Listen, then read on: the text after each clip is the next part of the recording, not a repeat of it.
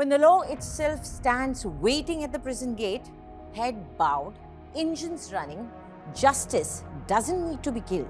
It simply gets crushed under the wheels. It's Monday morning around 11:30 a.m. outside Sunaria jail in Rohtak. Two police vehicles arrive early. Not for any emergency, not for a raid. They're here to receive a guest. Both vehicles belong to the Haryana police. One even carries the word SHO printed clearly on its side. At 11:45 a.m., the prison gates open. Sirens sound, a convoy forms, and a man sentenced to life imprisonment walks up. Not quietly, not discreetly, but with full state escort. The man is Gurmeet Ram Rahim. Hello and welcome to Postmortem, the show where we put the spotlight on crimes that shock us but make us want to know more and more. Today we put the spotlight on a man who some consider close to God. But this God of many is convicted of rape and murder. Today we question his frequent release from prison for paroles and furlough. And we also dissect his crimes in detail. Gurmeet Ram Rahim, convicted of raping two women disciples, convicted of orchestrating the murder of journalist Ramchandra Chhatrapati, sentenced to life imprisonment, sentenced to another 20 years. And yet, this is not his first release, not his fifth, not even his 10th. This is the 15th time Ram Rahim has walked out of jail in just 8 years. Once again, with the support of the Haryana government and laws bent in his favor, Ram Rahim has walked out of jail. In those 8 years, Ram Rahim has spent 405 days outside prison. 15 separate releases, parole after parole, furlough after furlough. This is why everyone is questioning the benevolence bestowed upon him by the Haryana government. I doubt any criminal accused of rape or murder has seen such generosity extended towards him by the government. In fact, if you look at it numerically, he has spent more than a year outside the jail, making complete mockery of the Indian judicial system. Let's put the timeline on record. On August 28, 2017, Gurmeet Ram Rahim was convicted of raping two women disciples and sentenced to 20 years. On January 17, 2019, he was sentenced to life imprisonment for the murder of journalist Ramchandra Chhatrapati. But both these sentences now seem to be just lines on official papers as the government and the system choose to disrespect the verdict again and again with generous paroles at the drop of a hat. Let's try and give you an overview of his parole days. On 24th October 2020, it begins with a seemingly innocuous single-day parole, just one day. But the next one is for 21 days in February 2022. And then it seems like all pretenses are done away with. And he's out on parole again on 17 June 2022 for 30 days. October of the same year brings him another 40-day holiday. He begins 2023 with a bang and a 40-day parole starting 21st January. Then another parole in July and November of that year. January 2024 comes bearing a gift of 50 days of parole from the Haryana government, and he continues to get respite in August and October of 2024. 2025 was also a good year for this rape convict. While thousands rot in the jail for lesser crimes, he enjoyed 3 breaks from his incarceration in January, April and August. And this eventually brings us to this current parole, 40 days of respite starting from 3rd of January. All this totals to 405 days outside jail in approximately 8 years. Not bad for a man convicted in multiple crimes. जो serial rapist है, serial killer है और माननीय न्यायालय द्वारा जिस पर इस बात की बाकायदा मोहर लग चुकी है कि ये एक व्यक्ति समाज में रहने के काबिल नहीं है, ऐसे व्यक्ति को अगर पैरोल देकर सरकार बार बार अगर बाहर निकाल रही है तो मैं ये कहूँगा कि समाज के ऊपर इससे बड़ा कोई और कलंक, इससे बड़ा कोई और धब्बा हो नहीं सकता। Now, each time Ram Rahim seeks release, the reason changes. This time, it's the birth anniversary of Shah Satnam Singh, the second guru of Dera Sacha Sauda. He has asked for 40 days. The approval was swift, almost automatic. The Rohtak Divisional Commissioner promptly approved the application. On January 5th, he walks out of Sunaria jail and heads straight to his ashram in Sirsa. When questioned about his special treatment, Haryana Chief Minister Naib Singh Saini astonishingly responded with a simple thank you. Ram Rahim को लेके बहुत बड़ा बवाल है, आपने लगातार बोला है, थैंक लेकिन यू। 90 मेरे दिन ख्याल सवाल नहीं रहा क्योंकि वो माननीय कोर्ट का काम है। Thank you. What makes this more disturbing is what's still unresolved. Ram Rahim is not just serving sentences for crimes already proven. At least 5 more cases remain pending in court. Witnesses are yet to testify. Witnesses who now know that the man they are meant to testify against keeps walking free. Victims too remain at risk. And then there's the man who tried to stop him. Journalist Ramchandra Chhatrapati exposed Ram Rahim's crimes and he paid for it with his life. His son, Anshul Chhatrapati, says what many are just thinking. If the government is going to keep releasing him anyway, why pretend this is a punishment at all? 5 years after Ram Rahim went to jail, the rules for parole themselves changed. Such is the clout of the man that the whole system seems to bend at his will. जिस तरीके से बार बार उसको payroll और फरलो दिया जा रहा है, तो ये सब ख़त्म किया जाना चाहिए। ये ड्रामा आप परमानेंटली उसकी जो उसको रिलीज़ करके बाहर ले आएँ, आपके पास पावर्स हैं, सब कुछ है, और सारे इस ड्रामे को ख़त्म कर दिया जाए। In May 2022, Haryana introduced a new law, the Prisoners Good Conduct Temporary Leave Act. Under this act, convicted prisoners could receive 2 paroles of up to 40 days each year. Normally, this does not apply to heinous crimes like rape and murder. But despite convictions for both, Ram Rahim was not classified as a heinous offender. That single classification opened the door 15 times. Now tell us, if rape and murder do not qualify as heinous crimes, then what really does? But when the government is benevolent, anything is possible. Every time Ram Rahim walks out mocking the system, he reinforces the idea that no one can touch him and he alone is the supreme authority. The Haryana government repeatedly claims that Ram Rahim's parole and furlough are purely legal processes and that it has no role. Yet no record exists of any other rapist or murderer in Haryana receiving 405 days of release in 8 years. Anshul Chhatrapati has now appealed to the Supreme Court to intervene. For now, thanks to the mercy of the Haryana government and the law, Ram Rahim will remain at his Sirsa ashram for the next 40 days, the same place from where his infamous procession emerged in 2017. At this rate, he may return to jail only after celebrating Valentine's Day around February 15th. Until then, the rock star and the love charger Baba enjoys his freedom.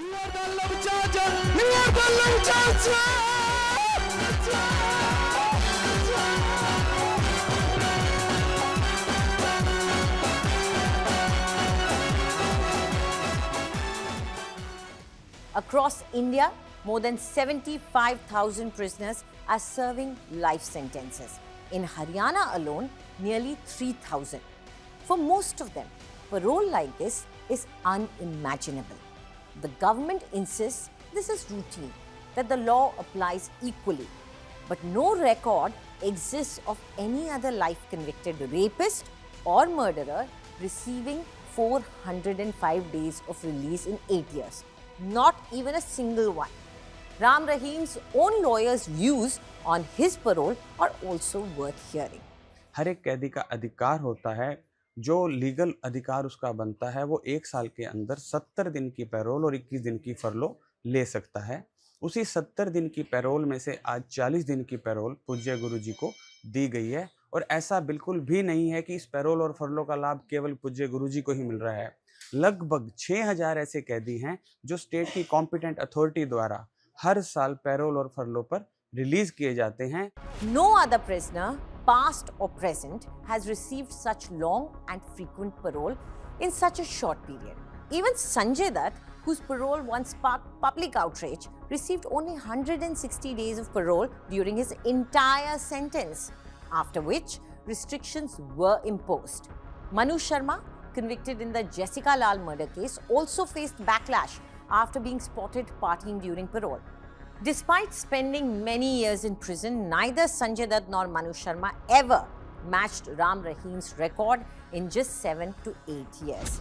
Naturally, when parole and furlough become a farce based on status, questions arise.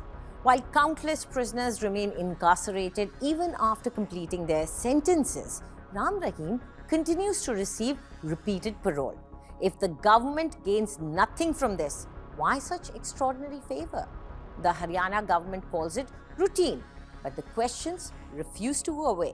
The question is no longer how one man keeps getting out.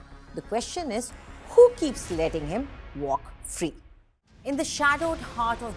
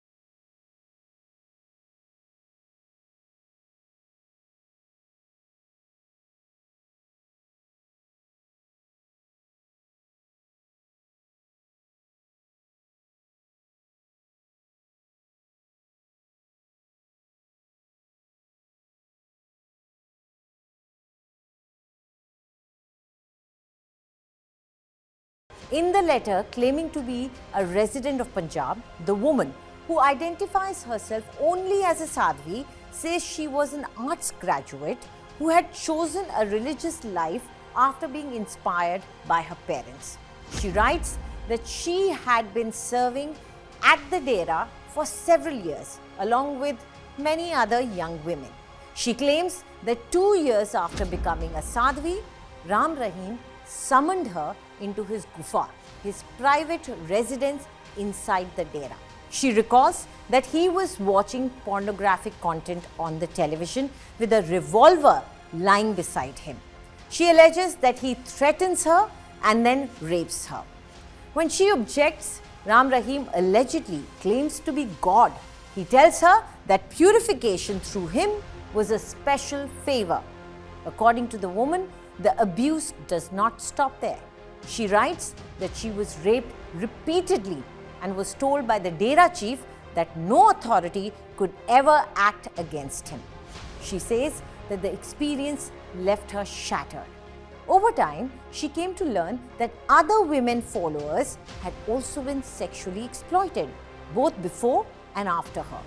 In the letter, she also describes how young women from Sangrur, Kurukshetra, Bhatinda, and other places were threatened after they spoke about their own abuse to their family or friends following their departure from the Dera. The letter also details a reign of terror where girls who resisted were beaten and harassed. She alleges that he boasted of his political influence, claiming even chief ministers and judges were under his sway. The Sadhvi, in her letter, claims that women were kept in virtual imprisonment, forbidding them from contacting their families or the outside world without permission. While closing the letter, the woman appeals for intervention from the then Prime Minister Atal Bihari Vajpayee and the courts. She writes, and now I quote her, "If I reveal my name, I and my family will be killed. I want to reveal this truth for the benefit of the common man, because I cannot bear all this tension and harassment. My life is in danger if a probe is conducted by the press or some government agency 40 to 50 girls living in the Dera will come forward to reveal the truth. We can also be medically examined to find out whether we are still celibate disciples or not. If we are no longer virgins, the matter should be gone into to find out who has violated our chastity. The truth will then come out that Maharaj Gurmeet Ram Rahim of Sacha Sauda has ruined our lives. End of quote. While closing the letter, the woman, as we told you, has appealed for intervention from the then Prime Minister and the courts. The sender is clearly apprehensive. Will authorities act, or will Dera's political web smother it? The court took cognizance of the allegations and directed the District and Sessions Judge of Sirsa, M.S. Sular, to conduct a prelim inquiry, quietly and carefully, away from the public eye. In his report to the High Court, the judge did not rule out the possibility that sexual abuse had taken place inside the Dera, but he noted something more disturbing. No one inside was willing to speak. Judge Sular reached a conclusion that carried weight. He recommended that the case be handed over to a central agency. The High Court agreed. On September 24, 2002, the complaint was formally converted into a criminal petition. The court ordered the Central Bureau of Investigation, or the CBI, to step in. That moment marked the beginning of the first official investigation into the Dera chief. On December 12, 2002, the CBI's Chandigarh unit registered a case. The charges were serious: rape, criminal intimidation, insult to the modesty of a woman. For the first time, the allegations were no longer just words on paper. They were a criminal case. The CBI managed to trace two women who agreed to come forward. In 2007, the agency filed a charge sheet against Ram Rahim in a special CBI court, first in Ambala, later moved to Panchkula. It had taken nearly 5 years, but for the first time, the case was no longer just an allegation. It was headed for trial. Let's now dive deep to understand the man and the image, the man and the fear, the man and his crimes. For years, Gurmeet Ram Rahim sold himself as something divine. To his followers, he wasn't just a spiritual leader. He was a messenger of God, a healer, a savior. The flamboyant head of Dera Sacha Sauda, wrapped in sequined clothes, starring in his own Bollywood-style films, delivering sermons like rock concerts to crowds that stretched into the millions. The Dera preached welfare, discipline, salvation. But behind the spectacle, another story was quietly taking shape, one made of fear, silence and control, which all started crumbling slowly after the letter was written and mailed. By the early 2000s, allegations had begun circulating that sharply contradicted the government's carefully curated image. Former followers spoke of rape, of women summoned in secrecy, of threats masked as spiritual warnings. There were claims of forced castrations, hundreds of men allegedly mutilated to serve as sadhus, told that sexual desire was a sin that had to be physically erased to achieve devotion. Most of these stories never made it beyond whispers until one journalist printed them.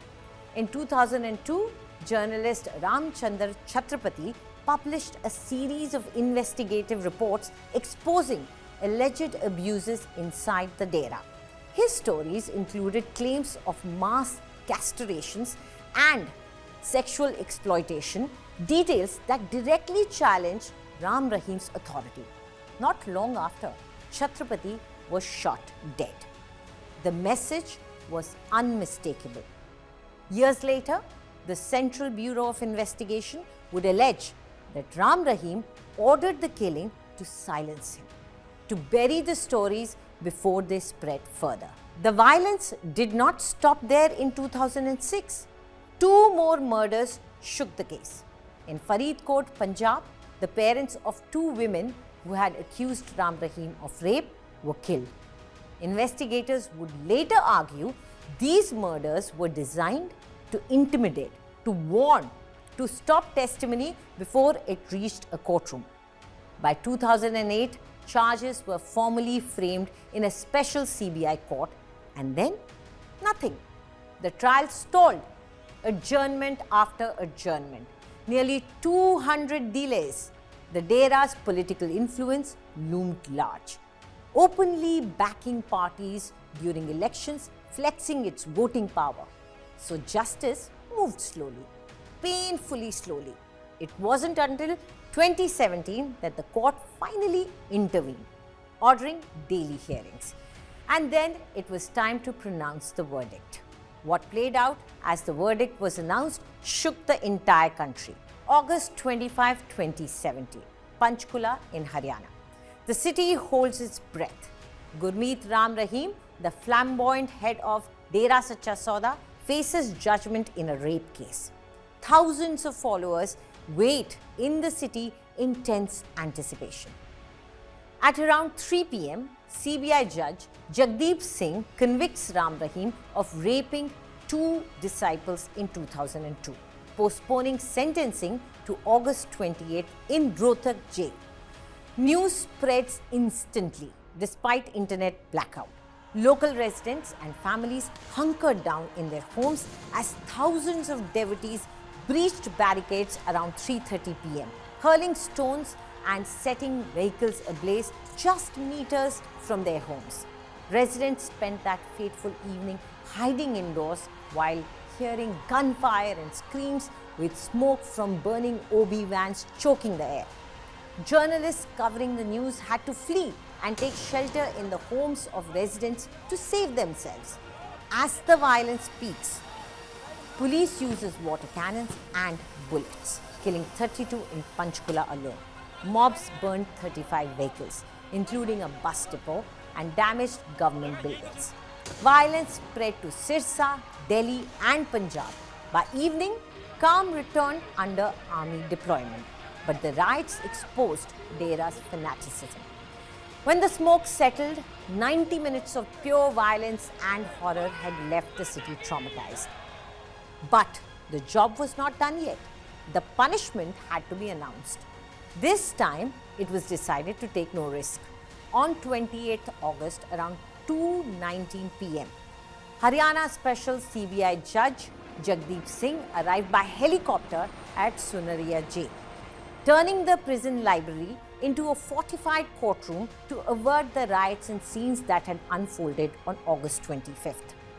Proceedings began shortly after 2 p.m., with Ram Rahim, the flamboyant Dera chief, present under multi-layer security from paramilitary forces and standby army troops. By evening, around 7 p.m., the judge pronounced the sentence: 20 years of rigorous imprisonment, 10 years each for the two rapes, to run consecutively. Ram Rahim broke down, collapsing to the floor in tears, pleading, "I am innocent," and begging for mercy with folded hands. He refused to leave voluntarily, forcing commandos to drag him out as he wailed, a stark fall from his Z+ security and celebrity status. His empire cracked, but it did not disappear, because even from behind bars, controversy followed him through repeated paroles, legal maneuvers, and political silence. The story did not end with the conviction. For many, it still hasn't ended at all, as they fear for their life and security every time Ram Rahim steps out of prison on parole. That's all we have for you in today's episode of Postmortem. Keep watching India Today.